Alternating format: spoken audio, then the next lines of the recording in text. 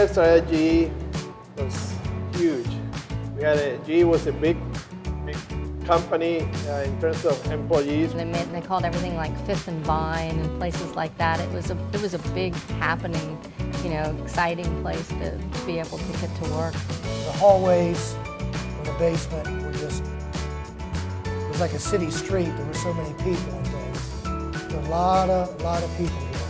Yeah, there were computers around, but they were, the big computers in the basement. They were you were putting the feeding it with the heat transfer paper. I remember. Yeah, just all the old computers that we had back then.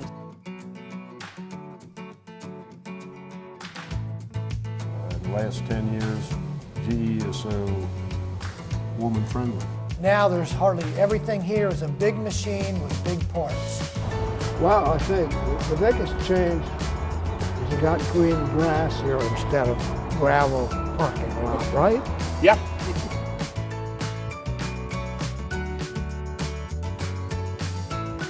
Probably mid-'80s is when I first came out here for the first open house family day, and since then I just kind of fell in love with it. Kind of didn't even think there was another company I could work for because he'd worked there forever. We thought that was really neat as kids, seeing those posters he would bring home, talking about the parts he would make for the military jets and military engines and things like that.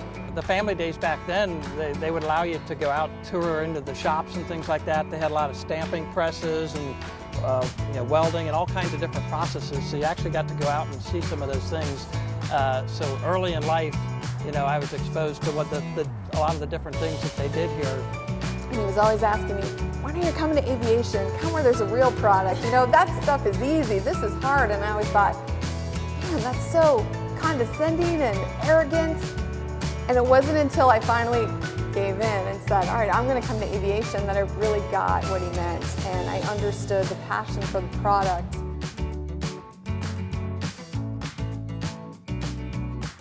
We get yelled at, especially him. He'll be like, I don't want to talk about GE. So I'm a big proponent of not bringing work home. And you are. Yeah. So I have to remind these three all the time. We eat lunch together every night on second shift, so really it's like dinner every night, just me and him, So, and we talk about, I guess, whatever's going on with the families, what we got going on. Both, and with me being retired now, I mean, we talk, a little bit about business too, but then the grandkids and boating. On Friday nights, it was sacred. It was family day, and we will eat together as a family.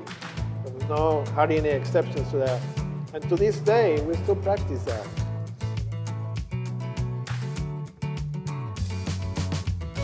Family is a matter of love, and I think love is one of the most important things that holds the family together. And he always taught me that I could do whatever I wanted to do. I knew I was going to get choked up in this. Sorry. So I appreciate that. Always support each other too. Always have each other's back. I agree. Trust. Communication with us too. We communicate about everything. We don't hide nothing. No, very open family. We're open, yes. And family is the reason why, we're here working. Everything in our life is about taking care of our family, take care of each other. Whether it's, kids, grandkids, brothers, sisters, whoever, whoever needs help. That's what it's all about.